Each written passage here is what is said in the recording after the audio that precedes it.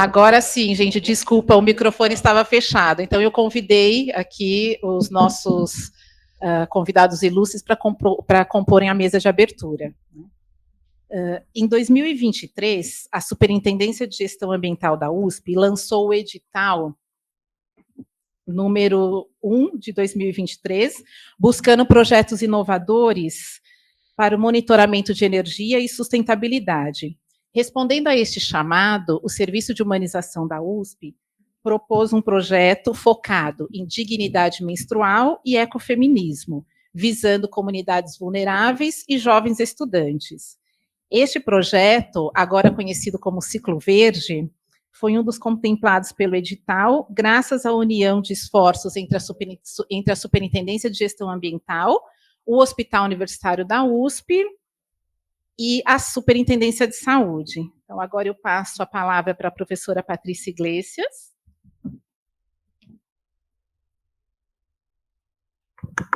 Boa tarde a todos. É uma alegria estar com vocês no Hospital Universitário para o lançamento desse programa.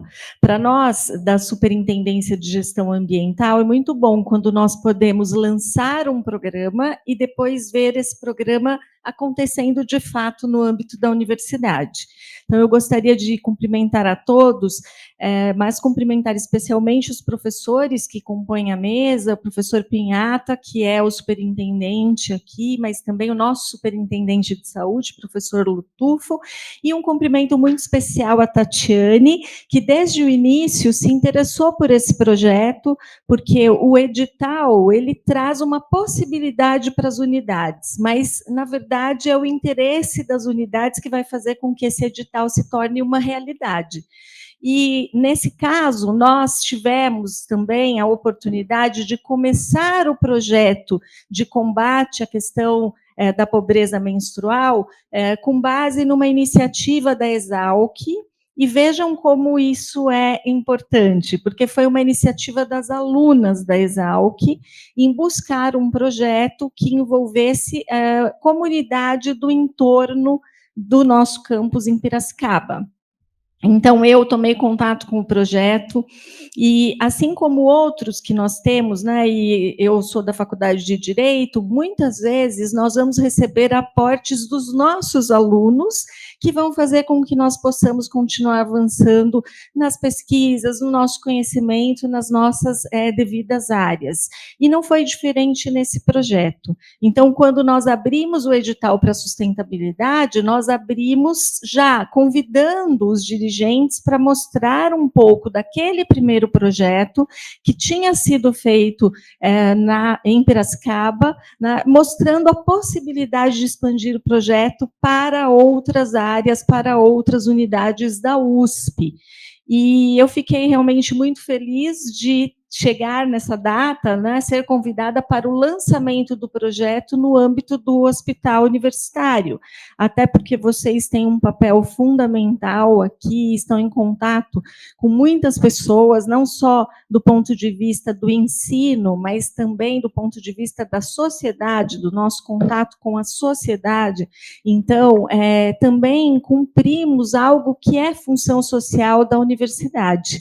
Eu gostaria de relatar que estive na semana passada participando da Comissão da Mulher da ONU em Nova York, juntamente com a doutora Caroline Marques, que está aqui comigo e é doutoranda da Faculdade de Direito da USP, e nós acompanhamos um pouco das discussões que acontecem em nível mundial no que diz respeito à questão de gênero. É um tema muito relevante e que nós temos que trazer para a nossa realidade local. Os dados mostram que, se nós continuarmos no mesmo ritmo atual, nós vamos demorar muito tempo, por exemplo, em mais de 100 anos, para termos uma real paridade de gênero. Então, esse é um ponto. Mas, para além disso, existem dados mostrando a questão da pobreza e a incidência da pobreza, em especial para mulheres e, mais ainda, para as famílias comandadas por mulheres e comandadas por mulheres pretas. Esses dados são bastante alarmantes, Por exemplo, as famílias formadas por mulheres pretas ou pardas sem cônjuge, com filhos menores de 14 anos, têm um índice maior de pobreza, mas que representa 72% do total de pobreza. Então, nós precisamos ter olhares diferenciados para essas situações. A ONU traz, desde 2015, entre os Objetivos de Desenvolvimento Sustentável, o ODS número 5, que é alcançar igualdade de gênero e empoderar mulheres e meninas. Mas, como nós podemos trabalhar isso no âmbito da universidade? Qual é o nosso papel? Qual é a nossa função social nesse tema em relação àquilo que a universidade faz, né?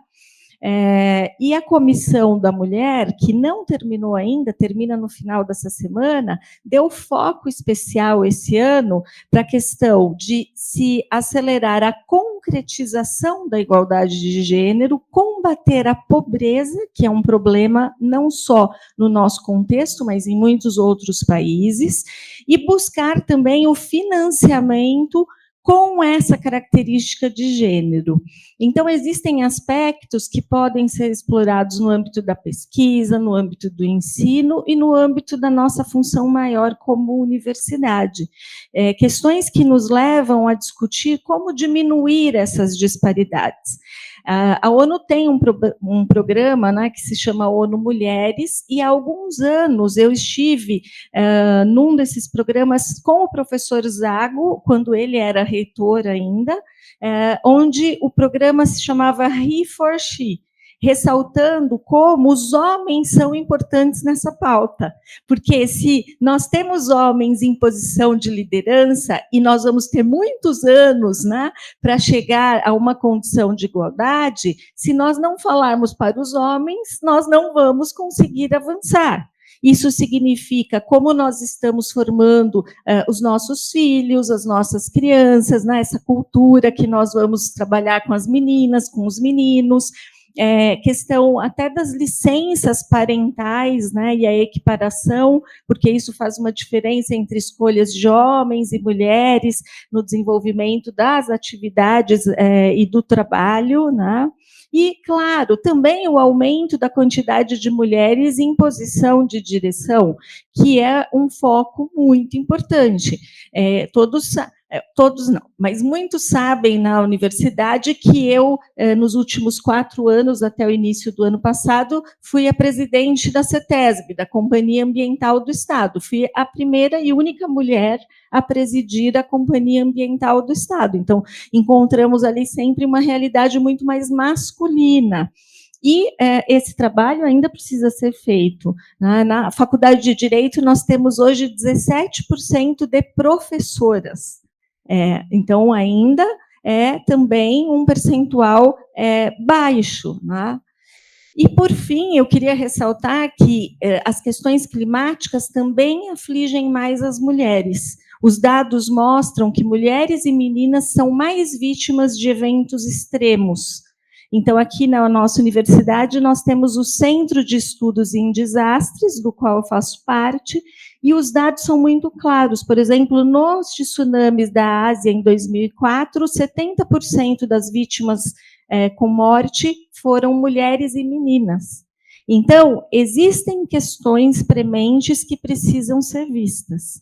E esse trabalho que foi feito aqui, ele vem num foco específico, que é de combate à pobreza menstrual, que é mostrar, né, que a consciência menstrual e ambiental, na verdade, estão, né, são questões conexas, juntas, e têm o seu papel. Então, eu gostaria de ressaltar a importância, de agradecer, porque vocês quiseram abarcar esse edital da SGA, trazer a iniciativa para o âmbito do hospital, trazer a iniciativa para que nós possamos ampliar cada vez mais na universidade, nos nossos contatos, e mais do que isso, para que cada um e cada uma de nós, né, possa sempre ser um ponto de difundir mais aquilo que é necessário para que, como eu disse hoje de manhã num evento na Faculdade de Direito, todas as pessoas possam ter os mesmos direitos, que é isso que nós desejamos, tá bem? Parabéns, então, pela iniciativa e muito, muito obrigada pelo convite para estar com vocês nesse dia de comemoração e de lançamento. Obrigada.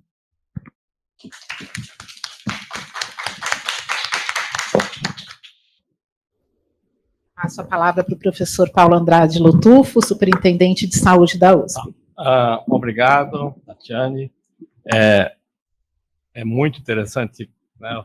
Eu acompanho o trabalho que a Vanessa e vocês estão fazendo aí há um ano, né? Está tendo muitos resultados. Patrícia, muito obrigado por ter aberto toda essa possibilidade, né? Piata, você está dando todo o apoio aqui no hospital, né? E eu acho que nós podemos ser o início de algumas ações que eu considero dentro de uma perspectiva mais global do que é o entendimento da saúde. Quando nós estamos pensando em indicadores de saúde, olhando para... Nós temos que ver não unicamente um indivíduo, uma pessoa, mas quem é esse indivíduo, em que lugar que ela está na sociedade, né? O que se passa com ela. Então, nós temos várias contradições nesse país, né? Ou nesse planeta. Nós temos uma quantidade imensa de mulheres que já fizeram não sei quantas mamografias, né? Por não seguindo as orientações, que é de 50 aos 79, a cada 2 anos, porque elas têm recurso para isso, né? Há um estímulo para que isso seja feito sem nenhum resultado, né? Às vezes até um resultado negativo. Por outro lado, nós temos, ainda na cidade de São Paulo, mulheres morrendo por câncer de colo uterino. Né? E quem são essas mulheres? Essas mulheres, né, elas são o famoso, que eu descobri agora, que o pessoal fala PPPP. É preta, parda e perifa. Aprendemos lá na IASH, né, esse termo, né? E nós temos esses casos, né? Como é que hoje se morre na cidade de São Paulo pessoas, né, com... Por quê? Não fizeram Papa Nicolau, ou fizeram e não foram encaminhados a tempo, mas isso acontece e a gente vê, esse grupo que nós temos que se preocupar. Mas, em qualquer discurso sobre o Dia da Mulher, né, aí nós temos lá o Outubro Cor-de-Rosa, nossa, é todo aquele destaque para se fazer, né, mais para quem não precisa, né? Porque quem mais precisa sempre recebe menos, né? E isso não sou eu que estou inventando, isso daí foi um epidemiologista britânico que ele estudou a lei do cuidado inverso. Quer dizer, quem mais precisa tem menos, quem menos precisa tem mais. Isso nós temos que lutar muito contra esse tipo de perspectiva que nos é colocado, né, pela indústria, que precisa vender equipamentos, pelos médicos que precisam ganhar honorários com exames, né, e pessoas que se sentem melhor, né, achando que estão com a saúde cuidada, quando na verdade não estão. Nós estamos descuidando de muita gente. A outra questão muito importante, né, que eu estava conversando com a professora Patrícia agora, é que nós temos que pensar hoje, não somente em termos epidemiológicos, mas ecoepidemiológicos, né? Então, está aí a pandemia da Covid, que mostrou, né, o impacto, né, que existe das alterações ambientais, outras também sempre acontecendo. Nós temos todo o aquecimento global. Hoje, o que está se passando com a dengue é fruto do aquecimento global. Um colega nosso, já falecido, professor Luiz Jacinto Silva, da Unicamp, no ano 2000, ele fez um estudo falando que em 2025 haveria dengue, ou Aedes aegypti, né, nas Américas, desde Bahia Blanca, na Argentina, até Boston, nos Estados Unidos. Ele enviou esse artigo para várias revistas que todos recusavam, porque achavam que era alarmista, que ele, apesar de cientificamente sem nenhum reparo. Né? Ontem eu estou ouvindo na Globo News, né, o pessoal falando que teve mais de 100 mil casos de dengue na Argentina, né, já abaixo da província de Buenos Aires. Né? Então, daqui a um ano, provavelmente, talvez não chegue a Bahia Blanca, mas chegue próximo, e o Aedes aegypti já está passando das Carolinas, chegando na Geórgia, já nos Estados Unidos. Né? Então, isso é o fruto do aquecimento global. Né? O que nós estamos vendo da dengue hoje é isso. Né? E a questão que nós temos, a gente já sabe muito bem o quanto que a poluição ambiental interfere nas doenças respiratórias, mas a gente não tinha ideia do que nós estamos vendo agora, que é a questão, por exemplo, não tem nenhum plástico na mesa.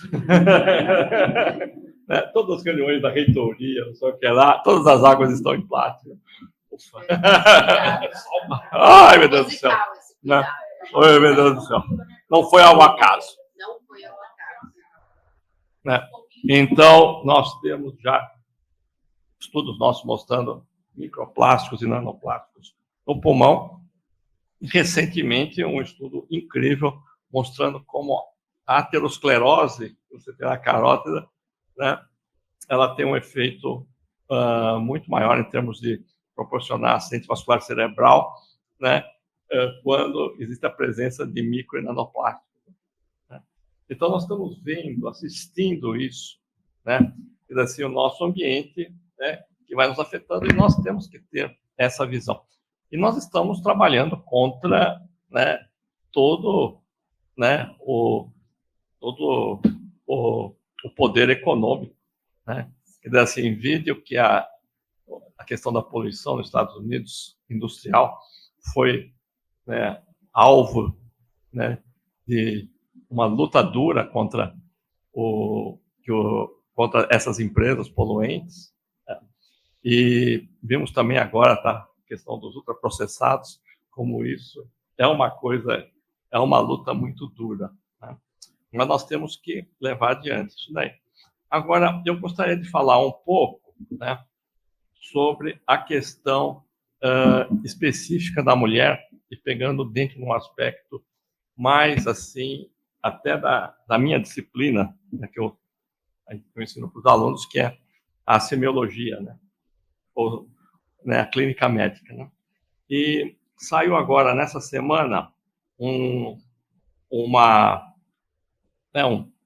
white paper aí, que foi publicado, está na revista The Economist, que foi feito por um grupo de pesquisadores que eles contrataram, e que trata muito da questão, né, que eles chamam da desigualdade da saúde da mulher no mundo. Né? Então, a mulher, ela tem uma desigualdade em relação ao homem em todos os lugares, mas as mulheres, de acordo com a situação dos países, com a sua raça, isso daí piora ainda mais. Né? Então, isso é uma coisa muito forte. Agora, o que me chamou a atenção aqui, né, nesse estudo, é uma questão que não está nem bem na estatística, mas foi aí dos grupos focais que eles conseguiram pegar, que não é nenhuma novidade. Né? Então, aí fala assim, né? A diferença de gêneros reforça muito a discriminação.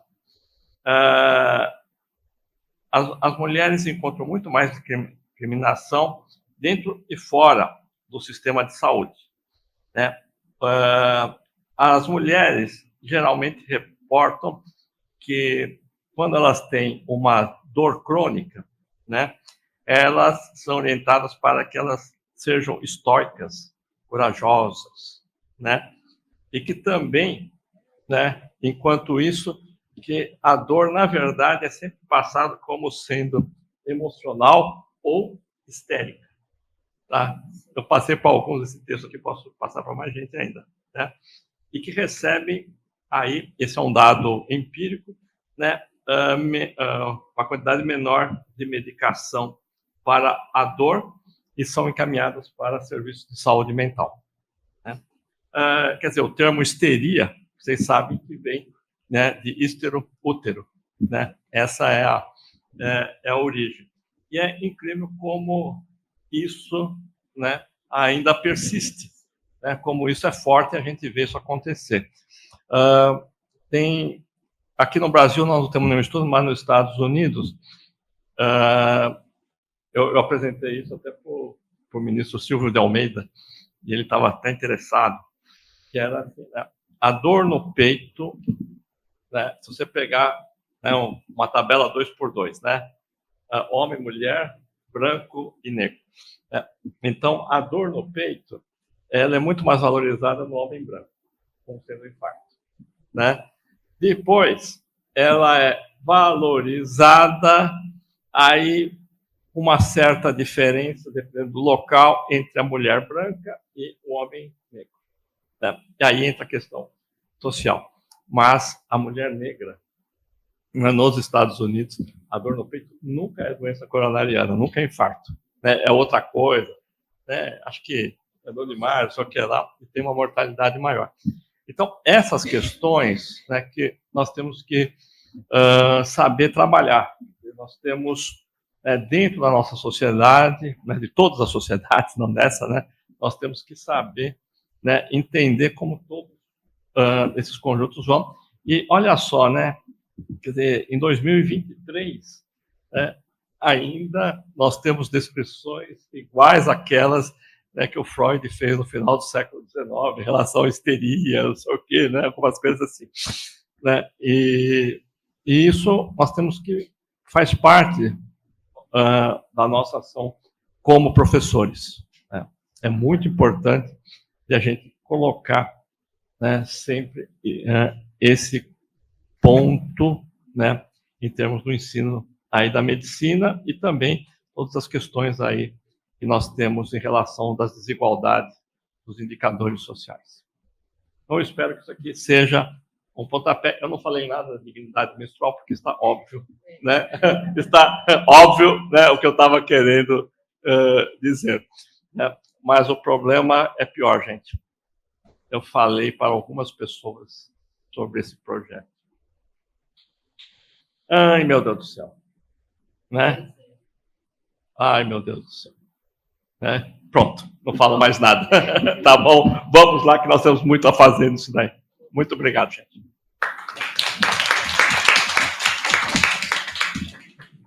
Professor José Pinhato Toshi. Eu gostaria realmente... As falas da professora e do professor foram muito impactantes. E a professora, como mulher, ela deve ter passado por um período muito difícil na Sabesp, né? CETESB, desculpa, da CETESB, né? Eu imagino como isso repercutiu.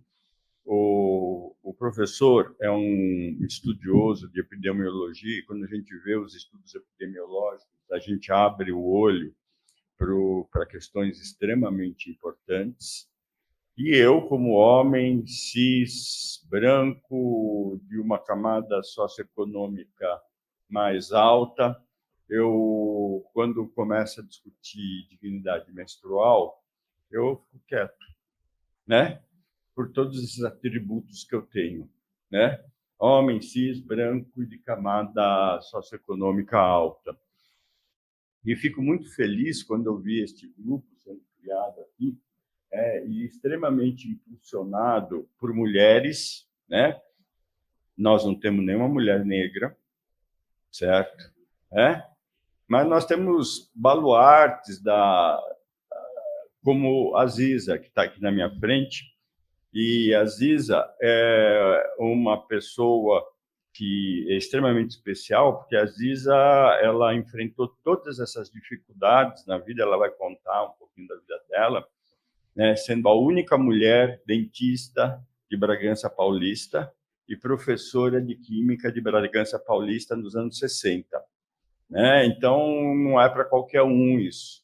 Não é para qualquer um, é uma situação que depois eu gostaria que ela contasse. E eu fico muito feliz de estar aqui.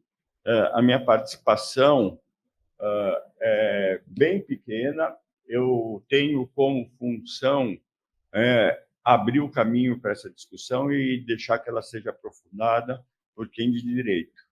Então, sejam bem-vindas,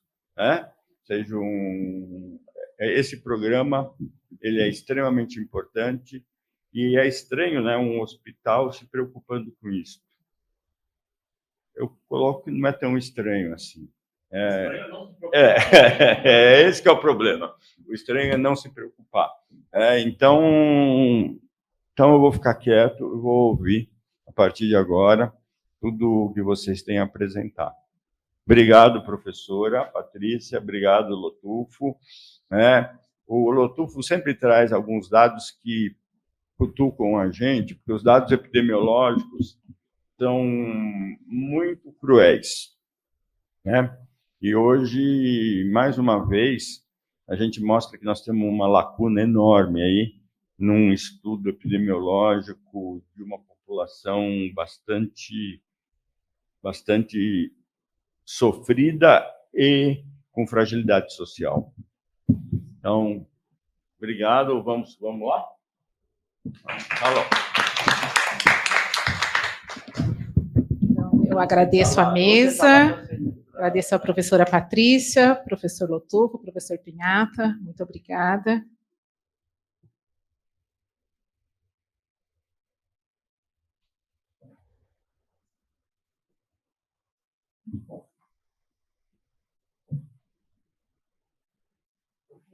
A professora Patrícia vai precisar sair um pouco antes do final aqui do nosso evento, ela já se desculpa aqui.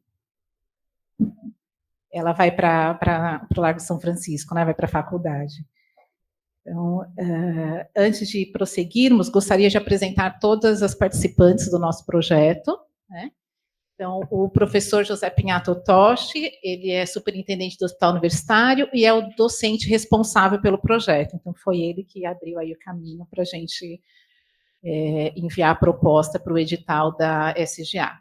Eu sou a Tatiane, já me apresentei. A professora Camila Deio, ela é professora associada do Departamento de Anatomia do ICB. Hoje ela está num evento fora, por isso que ela não pôde estar aqui conosco, ela passou aqui só um pouquinho antes de iniciar, mas já tinha uma outra atividade programada, ela também se desculpa.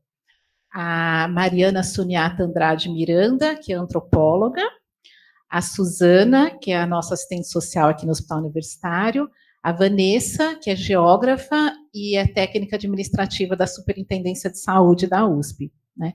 E a nossa querida Ziza, né, que o Pinhata já falou um pouquinho sobre ela aqui, né? Então, dando continuidade, é com grande prazer que destacamos a participação especial da Ziza em nosso projeto. A Ziza traz uma riqueza de conhecimento e experiência que enriquece profundamente nossas discussões. Sua visão abrangente, seu compromisso com a saúde da mulher e com práticas sustentáveis nos inspiram e guiam, oferecendo perspectivas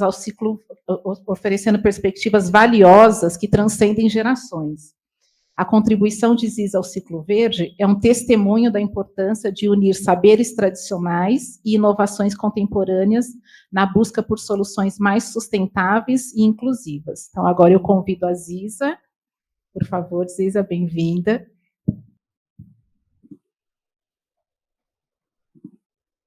Boa tarde.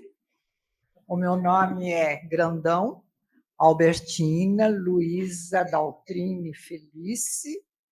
Todo mundo me chama de Ziza. Eu gosto de Albertina, eu gosto de Luísa e eu gosto de Ziza.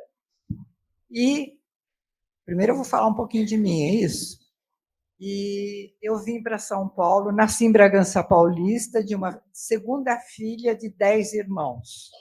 Primeiro filho dos meus pais, um menino, depois eu, depois outro menino, depois outra menina. E, historicamente, culturalmente, na minha cidade, meninas faziam o magistério.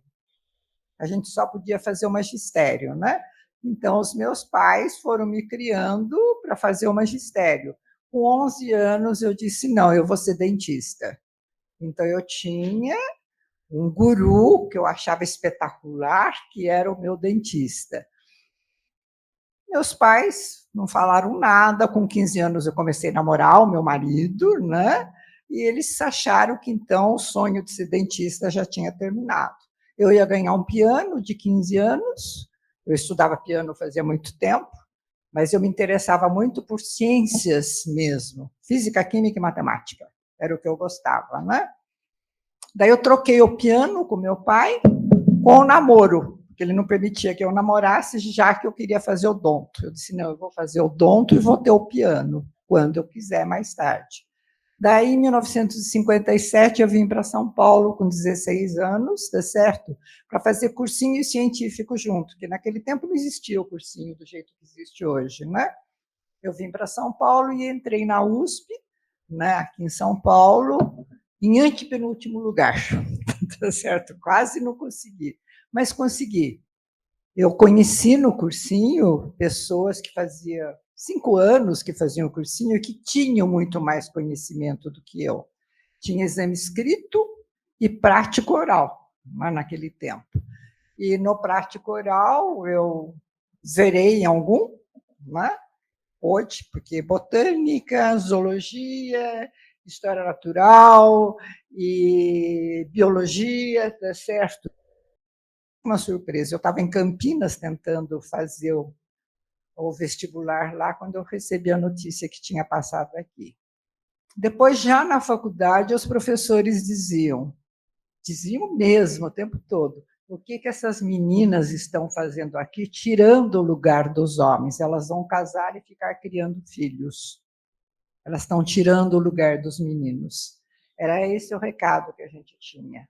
Mas as meninas da turma, nós somos lutando e nos desenvolvendo, umas ajudando as outras. Aí que aparece a turma, a única casada, a única grávida, a única que teve os bebês, né? Daí eu voltei para a minha cidade e lá eu comecei a trabalhar como a única dentista com 21 homens, colegas dentistas, né? As reuniões eram lindas, saía um palavrão e eles ficavam muito chateados de dizerem os palavrões perto de mim. Foi difícil ficar no meio de muitos homens, tá certo? Só eu como mulher, mas foi muito enriquecedor. Eu aprendi a conhecer realmente o que os homens oferecem para o mundo, né? Bom, depois eu já estava 1 ano e meio na cidade, quando não tinha professor de química, e toda a turma que estava fazendo o científico no colégio de lá, no colégio estadual, não ia poder passar de ano. Daí o diretor da escola conversou com o meu pai, para me colocar trabalhando como professora de química também, e conversou com o meu marido. Eu fui a última a ser convidada a saber que eu trabalharia como professora de química na escola, tá certo? E eu, que não queria nunca ser professora, comecei a trabalhar e achei que foi assim, um desafio fenomenal, porque eu estudava com a turma, eu pegava todas as apostilas dos cursinhos na época e estudava, e quanto mais eu estudava e mais eles perguntavam, mais maiores eram os desafios, né? Então, eu continuei como dentista e como professora de química, né? E a história é essa. Casei, como eu disse aqui, já em São Paulo, né, com o meu primeiro namorado, tive os filhos, fui professora, tá certo? E me interessei muito desde o começo. Eu tenho uma irmã, a 9ª filha dos meus pais é síndrome de Down, né? Então, eu logo que fui para Bragança, o que eu achava que eu poderia cooperar na família, porque eu saí no ano que ela nasceu, então eu nunca pude ajudar os meus pais em nada, no contato, na socialização, que foi brutal para os meus pais. A socialização de um síndrome de Down, de uma família de classe média, 9ª filha, foi brutal. Minha mãe foi a maior guerreira, tá certo? Forçando, as escolas não aceitavam, os pais das outras crianças obrigavam a diretoria a fazer com que a minha irmã fosse tirada da escola, né? Daí eu entrei e comecei a trabalhar como voluntária na PAI de Bragança. Desde cedo, desde os anos 62, 63, eu tinha um tempinho para fazer um atendimento como voluntária na PAI de Bragança. Daí eu conheci a parcela realmente carente do mundo, tá certo? Aquelas mães guerreiras, aquelas mães heroínas que têm os seus filhos deficientes e que cuidam dos seus filhos, né? De lá eu passei a trabalhar, muitos anos depois, eu fiquei muito tempo na PAI, depois eu comecei a trabalhar na pastoral da criança. E eu já tinha um trabalho no posto de saúde de Bragança, trabalhando com gestante e bebê. E o que me impressionava no meu trabalho com as gestantes era a falta de sorriso delas e a falta de aceitação de todo o entorno da gravidez. O único comentário que, quando elas deixavam a barriga aparecer, elas ouviam era outro, mais um para passar fome, mais um para dar trabalho. Não haveria alegria na gravidez nunca. Isso me incomodava muito, porque eu tinha sido criada numa família em que nasceram 10 irmãos, mas que cada vida era celebrada com muita alegria, não é? Daí eu comecei a trabalhar com essas gestantes e eu levava um espelho para cada uma e batom, porque eu queria que elas aprendessem a sorrir e que elas começassem a aceitar a sua gravidez. E eu fiz esse trabalho com muita força e coragem. Daí eu entrei daí para a Pastoral da Criança, nos anos, já bem depois, né, em 1997, quando eu estava me aposentando do serviço público, eu entrei na Pastoral da Criança e criei um instrumento de trabalho na Pastoral da Criança, que era uma estimulação total a que a mãe aceitasse o seu bebê, né? Esse instrumento é usado até hoje na Pastoral da Criança no país inteiro, né? E deu um resultado muito grande. O resultado que eu queria lá na frente era não ao aborto, que era feito em condições precaríssimas, que levava doenças e morte para a gestante, né? Mas eu já consegui, desde o começo, esse não ao aborto pela aceitação da gravidez. Não é? Depois de trabalhar uns 6, 7 anos na Pastoral da Criança, eu trabalhei muito com a doutora Zilda Ars, não é? Depois de trabalhar 6, 7 anos na Pastoral da Criança, fui convidada para trabalhar na Pastoral da Pessoa Idosa. Daí eu trabalhei no Brasil inteiro na Pastoral da Pessoa Idosa, né? Fiz gerontologia, né, odontogeriatria e gerontologia, né, e continuei caminhando com o envelhecimento. E daí foi uma surpresa passar para essa idade dos 9, 10 anos da criançada, né? Então, a luta tem sido assim, muito... Não é pela mulher, é pelo ser humano em si. É para que haja felicidade para o ser humano, para que a gente se junte, não é? Sem polarização nenhuma nunca. Mas é isso daí, então. Tá bom?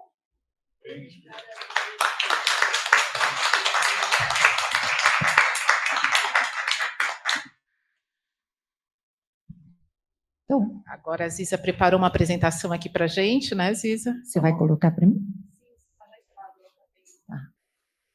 Vocês vão ver que... Boa tarde, né? Então, bom dia, boa tarde a todas essas mulheres estupendas que andam por aqui e por ali, né? E boa tarde também, você pode ir passando, por favor? A União Feminina, não é? Nós estamos realmente trabalhando em função da união feminina. União é um círculo que começa sempre pequenininho, 2 se abraçando e vai se alastrando. E é essa função que a gente tem que ter dentro de uma família, dentro de uma comunidade, dentro de uma escola, dentro de qualquer meio que a gente seja, né? Sim, sim, pode ir indo. Você vai passar. Bom, então, meu trabalho é sobre união, realmente, né? Você vai passando. Mulheres unidas. Começa tudo por aí, né? Todas sempre unidas. no símbolo feminino, né? Primeira conquista no Brasil. Mulheres agora têm direito de fazer os seus cursos além do ensino fundamental. Antes, só os homens poderiam estudar além do ensino fundamental. Daí elas conquistam esse direito. Já em seguida, as mulheres conquistam direito ao voto. Em seguida, 10, 20, 50 anos depois, né, as mulheres podem votar no Brasil. Não é? O direito ao voto e tudo o que a conquista feminina consegue, os desafios que conseguem ser vencidos quando se conquista o direito ao voto. E demora muito, muito, muito. Se a gente for olhar hoje em dia, o que temos de mulheres nos cargos de política, nos municípios, elas são menos de 9% nos municípios do país inteiro. Né? E onde elas estão, os resultados foram feitas, várias pesquisas, e os resultados dos governos foram melhores. Né?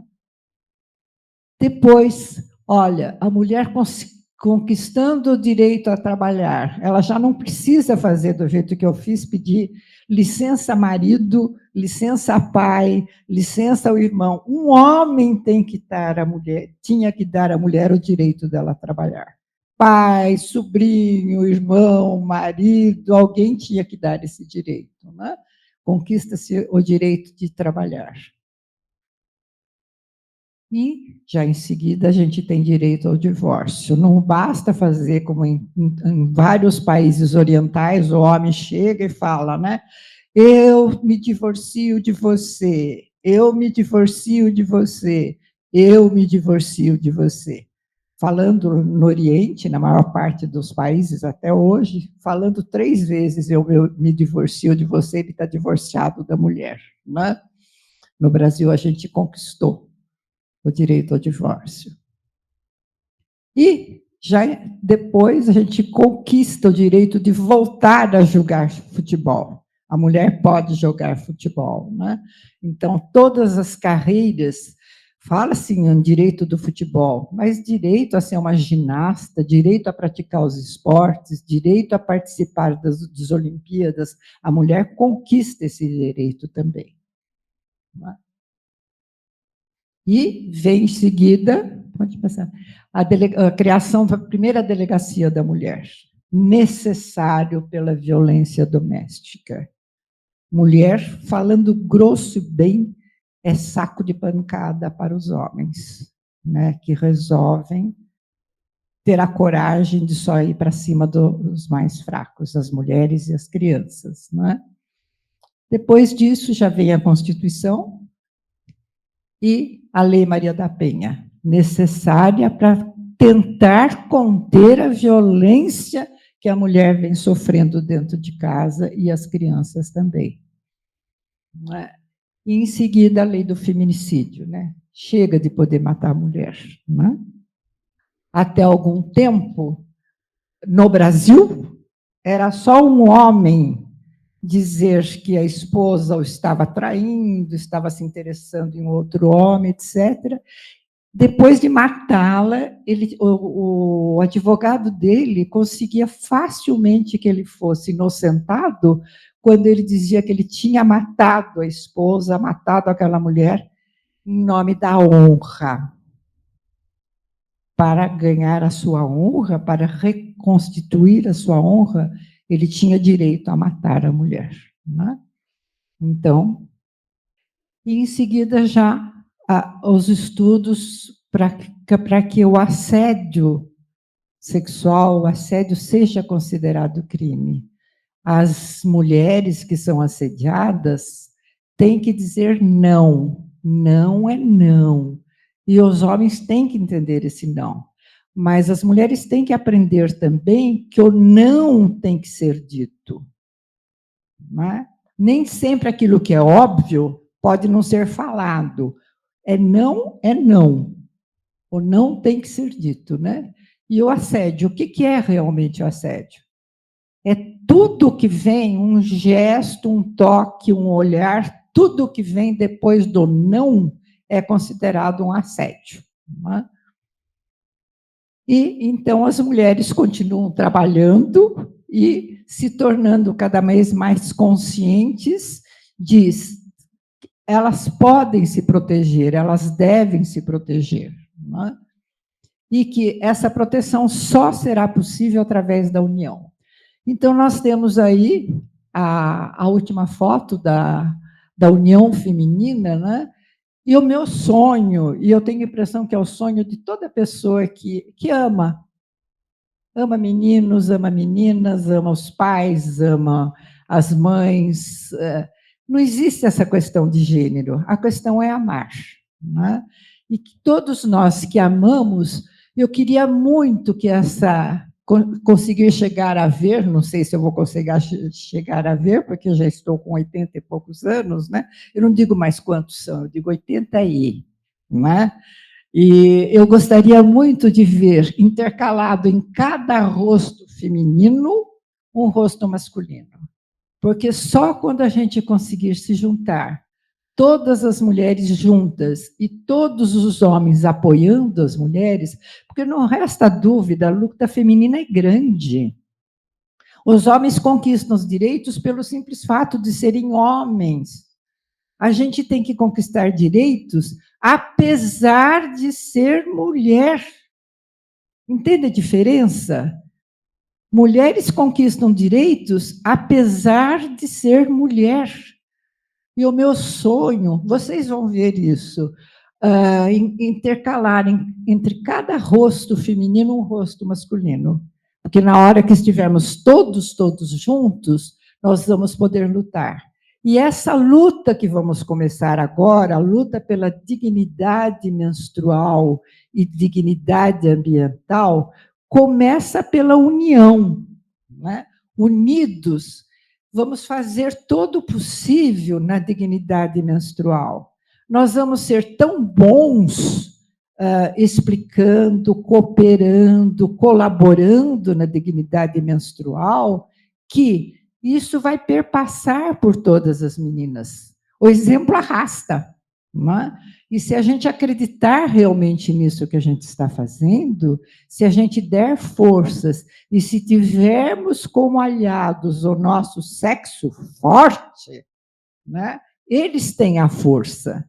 Se nós tivermos como aliados o sexo forte, nós vamos conseguir chegar lá. E nós vamos ter homens e mulheres unidos por um planeta melhor, porque não tenhamos dúvida, o que as gerações anteriores deixaram e o que nós estamos deixando para a Mãe Terra não é coisa de filhos.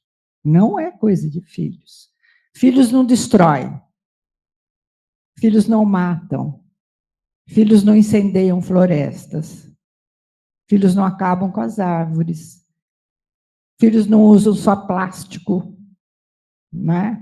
Filhos aprendem a ter sacolinhas de pano quando vão no supermercado e são olhados de maneira estranha. Eu sou olhada de uma maneira muito estranha na minha cidade. Eu entro no supermercado com as sacolinhas de pano e os caixas ficam empurrando um para o outro para me atender, porque às vezes até demora mais com a sacolinha de pano, né? Mas eu só vou de sacolinha de pano. Eu deixei de ir numa ótica, porque a sacolinha que eles colocavam as coisas eram de plástico. Não vou mais, e a coisa pegou fogo, depois dúzias de pessoas deixaram de ir por causa da sacolinha de plástico.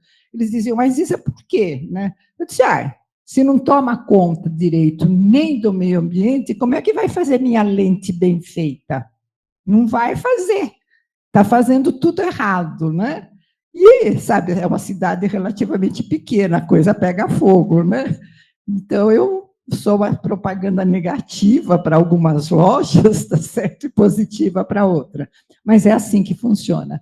Pode passar outra. Então, gente, mexer com dignidade menstrual e mexer com o meio ambiente é uma coisa só, né? E é uma coisa que depende da nossa força, da nossa coragem, e muito do nosso pontapé inicial que está sendo. Né? Muito obrigada, muitíssimo obrigada.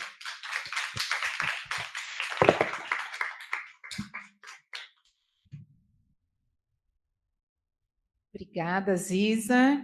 Agora eu convido a Vanessa. Boa tarde a todas as pessoas que puderam comparecer aqui presencialmente, também de forma online. Muito obrigada. Meu nome é Vanessa, a Tati já me apresentou. Eu sou técnica administrativa na Superintendência de Saúde e sou geógrafa. Eu gostaria de destacar agora alguns pontos importantes e relevantes no que diz respeito à política ambiental da USP. A Universidade de São Paulo tem se comprometido ativamente com a sustentabilidade e a gestão ambiental responsável nos seus campi. Esse compromisso ele foi firmado através de uma resolução que foi instituída em 2018, a resolução número 7465. Ela foi instituída através da Superintendência de Gestão Ambiental, foi através de muitos grupos de trabalho, participação de professores, estudantes e funcionários. E desde 2018 nós temos essa política que baliza aqui todos os nossos projetos e as nossas ações na universidade. O projeto Ciclo Verde, nas nossas atividades, nas nossas premissas, nós adotamos práticas que conversam diretamente com a resolução, como, por exemplo, o princípio da sustentabilidade e a prevenção dos problemas ambientais provocados pela má gestão dos recursos, a proteção da saúde e do meio ambiente, através da promoção de tecnologias limpas, educação ambiental, a busca pelo uso racional dos recursos, e a área de foco que está voltada para a redução da produção dos resíduos sólidos não biodegradáveis, que é justamente o problema central dos absorventes descartáveis clássicos, que levam até, em média, 400 anos para serem decompostos. A nossa proposta é que a integração da educação ambiental nas nossas atividades, com o tema da dignidade menstrual, a gente consiga contribuir para a construção de uma comunidade universitária, mas também que isso ultrapasse os nossos muros, a construção de uma comunidade consciente, preparada para enfrentar os desafios ambientais contemporâneos, que não são poucos. Nós estamos vivendo uma onda de calor que está todo mundo sofrendo, e isso tem ligação direta com toda a produção de lixo, com todo o impacto ambiental provocado pela ação humana.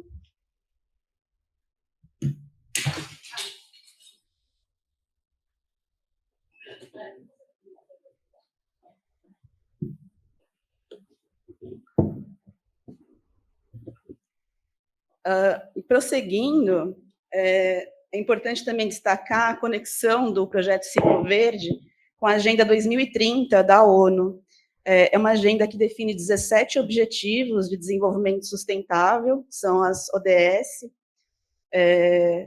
são um plano global para alcançar metas de sustentabilidade, erradicação da pobreza e vida digna para todas as pessoas.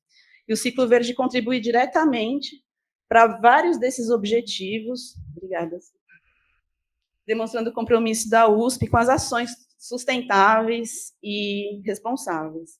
Primeiramente, o nosso projeto endereça o objetivo número 3, de bem-estar, ao promover as práticas que garantem o acesso à informação sobre as tecnologias e os produtos disponíveis para a gestão menstrual.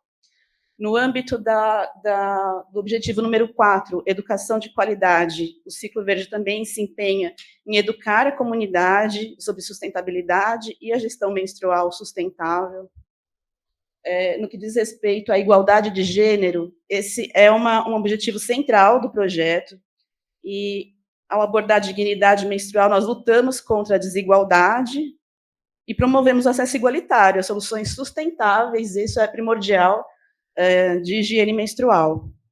E o projeto avança na direção do objetivo número 12, consumo e produção responsáveis, justamente no incentivo da adoção de tecnologias de gestão menstrual alternativas e sustentáveis, não biodegradáveis. Dessa forma, a gente pretende fomentar o consumo consciente, especialmente no que se refere aos produtos menstruais, claro, ao mesmo tempo que combate-se a pobreza, uma vez que esses produtos menstruais, eles, a longo prazo, eles têm um custo muito mais reduzido do que os clássicos tradicionais que nós conhecemos, impactam de forma menos intensa o nosso corpo, E, bem, prosseguindo, tem ainda, por fim, a ODS número 13, na ação contra a mudança global do clima, justamente na minimização da geração dos resíduos e na promoção das práticas ambientalmente sustentáveis.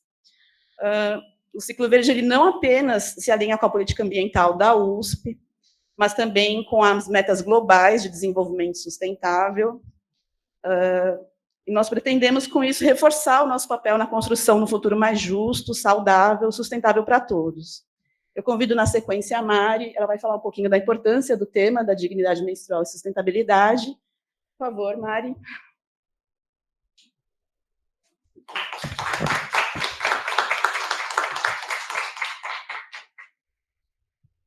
Obrigada, Van. Obrigada, Vanessa.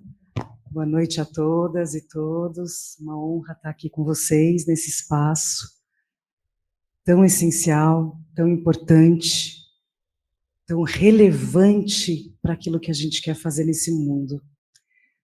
Peço licença para citar os povos Pataxó, porque eu aprendi com eles que 50% do mundo são mulheres, e os outros 50% são os filhos delas. Eu vou introduzir a importância da desigualdade menstrual e das suas conexões com os temas de saúde, educação, sustentabilidade e igualdade de gênero. Vou introduzir mesmo, porque depois, ao longo do programa e desse ciclo verde, a gente vai poder mergulhar melhor nas temáticas. Então, convido já quem está online, quem está presente, a acompanhar o programa, que a gente só está começando. Na verdade, a gente começou no passado, na escola de aplicação, com as alunas do 5º ano, e aí vai ser bom contar isso numa próxima conversa.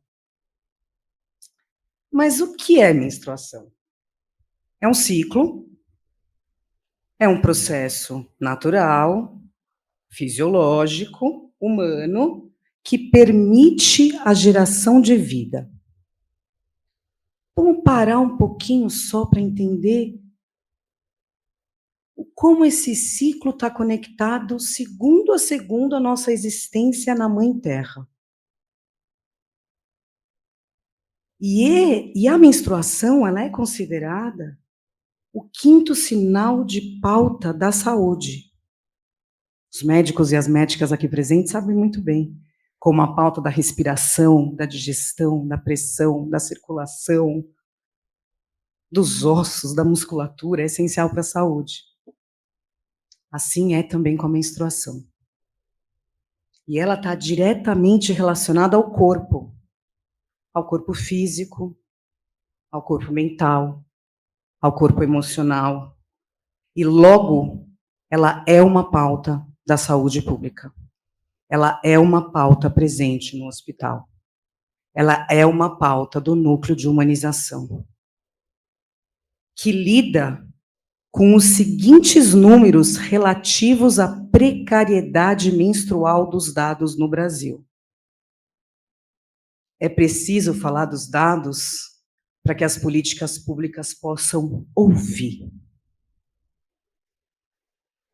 E em constante valorização da vida, como nos ensina o hospital universitário, até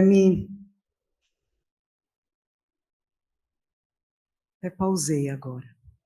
Como nos ensina, são os dados que nos revelam, mas é cada vida, cada pessoa que tem útero que importa. E a gente tem que lembrar que os dados nos mostram que a situação já está estarrecedora.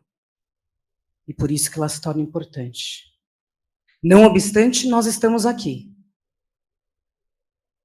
Estamos aqui para entender que 321 mil alunas estudam em escolas que não possuem banheiros em condições de uso. Que no Brasil, são mais de 1,5 milhões de brasileiras que vivem em residências sem banheiro. 1,5 milhões de brasileiras vivem em residências que não têm banheiro. Aí como é que você lida com a dignidade menstrual se você não tem banheiro? Não é mesmo? Que a chance de uma menina negra, e aqui eu peço licença a toda a população preta para compartilhar esse dado, a chance de uma menina negra não ter banheiro é 3 vezes maior do que uma menina branca. De que 3,5 milhões de meninas não têm acesso a sabão após o uso do banheiro. E que 1,24 milhões de meninas, elas frequentam escolas que não têm papel higiênico no banheiro. Não é uma verdade? Eu até gostaria de convidar o senhor para vir aqui para aprofundar esse tema numa próxima. A questão é que o percentual de meninas da região norte sem acesso ao banheiro em suas escolas chega a quase 8,4% dessa população. E que a chance relativa de que uma menina na área rural não tenha banheiro em casa é 15 vezes maior que a de uma menina na cidade, no contorno urbano. É a partir daqui que a gente vai falar. Mas lembrando sempre, os números são grandes, mas cada vida importa. Mas, afinal, o que é dignidade menstrual? Em síntese, é entender o ciclo, entender os altos e baixos desse ciclo e garantir o acesso. Garantir o acesso à saúde, à educação, à infraestrutura. Certo? Menstruar é um processo fisiológico, natural do corpo humano, porém ele é atravessado por fatores sistêmicos, culturais, socioeconômicos, raciais, políticos. E ele se torna, assim, uma questão indissociável à saúde pública e à dignidade humana. E isso tudo está conectado com os ODS que a Vanessa nos apresentou, porque é um tema transversal. É um tema que diz respeito a todas essas metas. As metas importam? Importam. Mas as pessoas e os processos importam muito mais. E é desse lugar estruturante de quem somos nós, de como a gente vai fazer, que a gente precisa entender o processo a longo prazo. Estabelecer o próximo passo possível, que é esse passo que o Ciclo Verde está dando. Entender que ele é um processo tão natural, mas ao mesmo tão distante da compreensão de algumas pessoas, de alguns grupos, de algumas maneiras de lidar com essa questão, e que durante muito tempo ele foi um processo invisibilizado. Ele foi um processo controlado, inclusive, pela saúde pública. E agora é o nosso momento de reverter.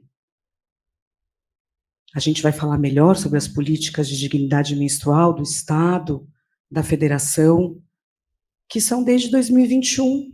Quando a Ziza apresenta os dados para a gente dessa luta das mulheres, que a gente pode dar muitos nomes, pode ser feminismo, pode ser ecofeminismo, podem ser muitos nomes, mas, além de tudo, é a luta pela dignidade da pessoa humana que está garantindo a geração de vida.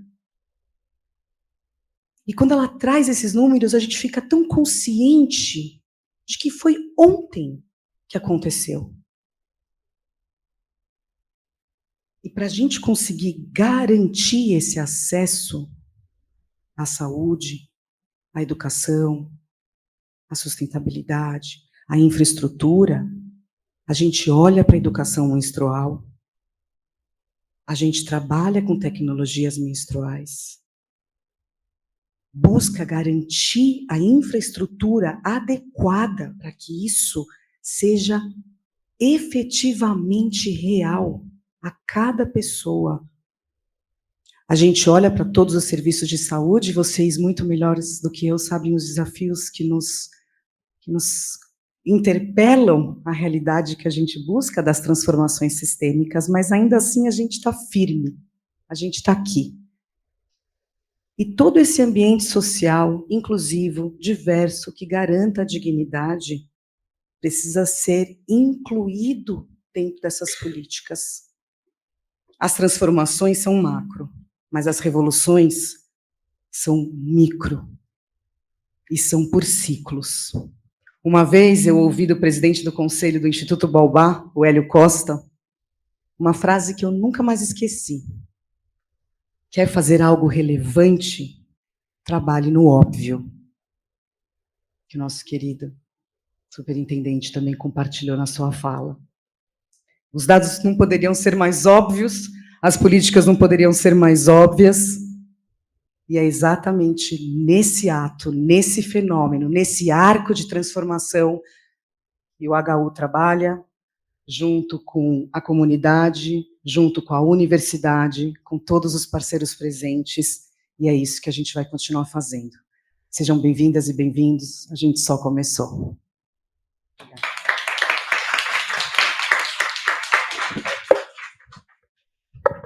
Agora eu convido a Suzana, por favor, Su.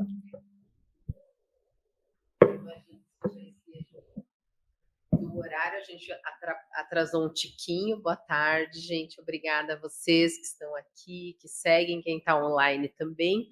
Eu vou fazer uma fala mais prática, né, sobre o que o nosso projeto Ciclo Verde tem feito desde o seu princípio, né? Então, vamos lá. Inicialmente, nós nos reunimos, né, todas nós, e começamos a pensar em estratégias e formas de lidar com esse tema e de aproximar a comunidade, né, o entorno aqui da população da comunidade de São Remo, para participar desse projeto junto com a gente. Então, inicialmente, nós acionamos as lideranças comunitárias da região e conseguimos firmar uma boa parceria, travar um diálogo bacana com eles, nessa perspectiva de que esse trabalho não fique, né, dentro dos muros do hospital, dentro dos muros da universidade, e ela atinja, de fato, um dos seus objetivos, que é levar para a comunidade esse trabalho, né?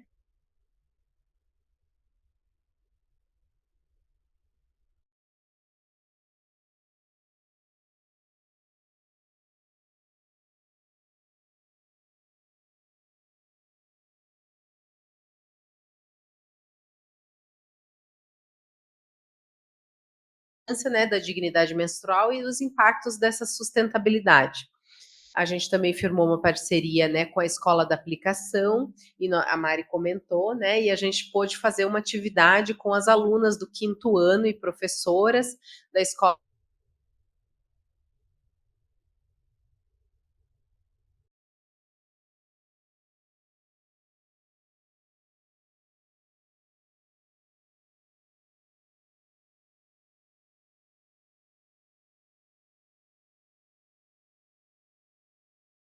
educativa, onde a gente expõe, né, os temas, informa aí, né, os impactos para a nossa saúde, para a saúde do planeta, do uso, né, das tecnologias menstruais, tanto as convencionais que a gente conhece, quanto as novas tecnologias disponíveis. A gente tem também um site, né, para tentar alcançar, né, mais pessoas. Lá são colocadas informações atualizadas e constantes a respeito desse tema. A gente também tem um perfil no Instagram, que se chama @cicloverdeusp. E esse projeto, como a Mari falou, ele está começando. A gente espera, como a Tati falou, que ele tenha vida longa e, principalmente, que ele, de fato, traga, né, micro mudanças, micro transformações para que as pessoas, né, sejam atingidas, para que as pessoas consigam receber isso que a gente batalha no projeto, que é a dignidade menstrual. E é isso, gente. Muito obrigada.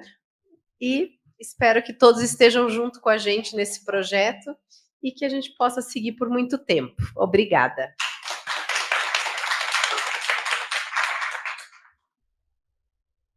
A nossa cartilha está disponível para download em PDF no nosso site, é o sites.usp.br/Ciclo Verde.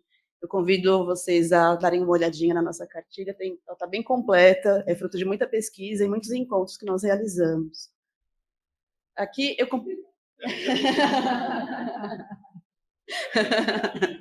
Sim. Aqui eu apresento algumas fotos de alguns encontros que nós realizamos. Temos aqui algumas fotos no encontro na oficina da Escola de Aplicação, que a Suzana mencionou, alguns encontros com as líderes comunitárias aqui no HU. Ao longo da semana, nós temos realizado visitas à UBS São Remo para convidar as mulheres para a nossa atividade na horta. E aqui eu coloco umas informações sobre as nossas próximas atividades, convido todos vocês a participarem. Nós temos uma palestra na próxima segunda-feira, dia 25 de março, sobre dignidade menstrual, nesse mesmo horário, às 17 horas, presencial também aqui no auditório, e também de forma online, como está ocorrendo agora, pelo mesmo link. Em relação ao link, eu preciso confirmar, mas eu acredito que seja o mesmo link. No dia 23, que é o sábado agora, a partir das 9 da manhã, nós teremos uma atividade na horta aqui do HU. O foco são as mulheres da comunidade de São Remo, mas é aberta à comunidade, estão todos convidados, serão muito bem recebidos. Teremos um café da manhã e diversas atividades que nós programamos ali no espaço da horta. E no dia 16 de abril é a última palestra do ciclo de palestras, que são 3, né, cujo tema será sustentabilidade e saúde menstrual. E ainda teremos outras atividades ocorrendo na horta, com datas ainda a definir. Convido a Tati agora para continuar aqui a nossa apresentação. Então, eu agradeço pela presença de todos, pela participação de todos. Agradeço também quem está online conosco e faço um convite para que cada um de vocês possa se juntar a nós nessa jornada em direção a uma comunidade mais sustentável e inclusiva. A participação de cada um de vocês é crucial para o sucesso do projeto Ciclo Verde. Esperamos contar com o apoio, com o envolvimento de todos vocês, de todas as pessoas. Agradecemos sinceramente pela presença e pelo interesse em fazer a diferença. Juntos podemos criar um futuro mais sustentável e digno para todos. Então, mais uma vez, agradeço a presença de todos. Muito obrigada.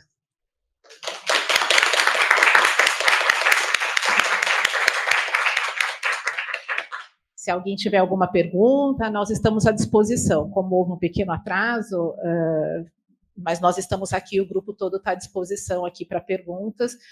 Van, dá uma olhadinha, por favor, se tem alguma pergunta online, né? E aí é possível acompanhar, como a Vanessa falou, pelo Instagram, pelo site, nós vamos compartilhando lá as informações atualizadas.